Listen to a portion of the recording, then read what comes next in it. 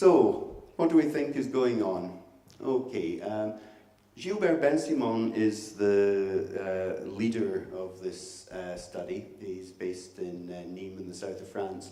And when we met for the first planning meeting, he started off by saying, we're combining the two most complicated areas of medical research here. We're combining neuroscience with immunology. Now, I'm a neuroscientist, and I thought I just about got neuroscience, but when it comes to immunology, it's just, woof. But what we think is going on, why we think this drug will be useful, is that motor neuron disease isn't just about the neurons. There are other cells that are involved as well. And in particular, within the brain, there are cells called macrophages that usually act as support cells, but they become very agitated and activated in motor neuron disease. So this is what's called a PET scan. And on the left-hand side here, we've got somebody who doesn't have motor neuron disease.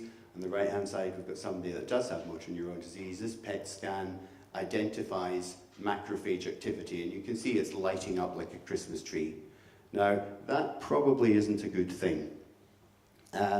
Macrophages kind of come in two forms.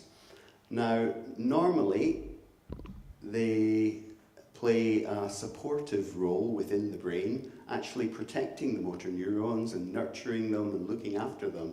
But sometimes they just go awry and they actually start to damage the motor neurons. And I don't know if any of you have seen Star Wars or the latest Star Wars. I haven't yet, but I liken it to a little bit like the good and the dark side of the Force. So on the one hand, you know, we have Luke Skywalker doing lots of good. On the other side, we have Darth Vader. And in motor neuron disease, what seems to happen is that the dark side is winning.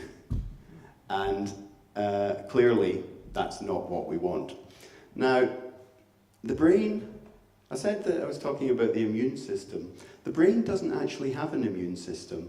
These macrophages act on their own. They're independent from the blood. But what the immune system does is it actually sends signals from the blood to the macrophages in the brain. There's something called the blood-brain barrier, which cells can't get through, but chemicals can. So what's going on in the immune system has a direct effect on whether these macrophages become good or bad in the brain. And interleukin-2, what it does is it acts on a particular type of immune cell in the blood called the regulatory T cell, and it increases the levels of these. And these things are the ones that send the good signals across from the blood into the brain and tell the macrophages to be good, not bad. And the evidence for this comes from work in the United States, where they looked at the levels of interleukin-2 and these regulatory T cells in MND patients, and the higher the levels of these T cells in the immune system, and the higher the levels of interleukin-2, the slower the disease progression. So the idea is that if we can put more interleukin-2 in, we can hopefully slow down faster progressing forms of the disease. And therefore, of course, turn the macrophages mainly into good macrophages, not bad macrophages. So that is my level of understanding of immunology. Hopefully it made sense. So I'll just finish off now. This is more about business than science. But we were approached by an organisation called MRC Technology. So they're a spin-off from our Medical Research Council. And their job is to try and take all the knowledge that the Medical Research Council projects generate and see if it can be used and turned into medical advances. So they approached us, and they approached the Alzheimer's charities, the Parkinson's charities on both sides of the Atlantic, and said, what we'd really like to do is actually work with drug companies to see if there's anything that might have been shelved, that might have been forgotten about, that could be useful now. Now, drug companies are forever merging. You know, 20 years ago, I remember we were working with SmithKline Beecham, and then they became, sorry, they were Glaxo, and then they became GlaxoSmithKline, and then they became Glaxo Wellcome or whatever. And every time drug companies merge, a bunch of guys in suits sit around a table and they go, okay, we've got all these different drugs in development, we're not going to do them all, where are we going to draw the line? And they literally just draw a line and a whole pile of activity gets shelved. Similarly, there are drugs that maybe have been developed for other diseases. They've got all the way through to clinical trials, but they haven't worked. But in the meantime, the science has moved on, which indicates that perhaps that pathway, that chemical pathway in a cell that you were trying to affect in this drug trial also has relevance to another disease as well. And if that's the case, you've already developed a drug all the way through to the clinic, so you could quite rapidly run a clinical trial in a disease like motor neuron disease. So MRC Technology established something called NeuroMap, the Neurodegeneration Medicines Acceleration Program, and the idea is that you get drug companies to look down the back of the sofa to see if there's anything that's been forgotten.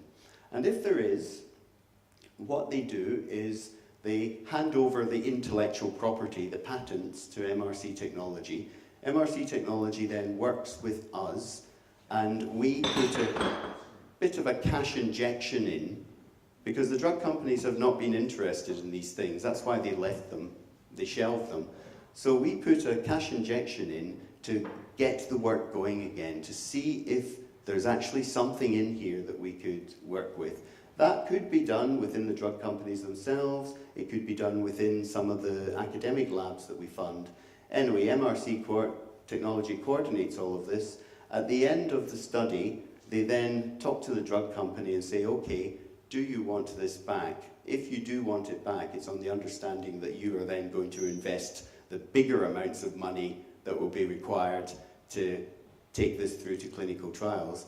If they say no, then the intellectual property stays with MRC Technology, and they can go out and they can try and find other partners to develop this with.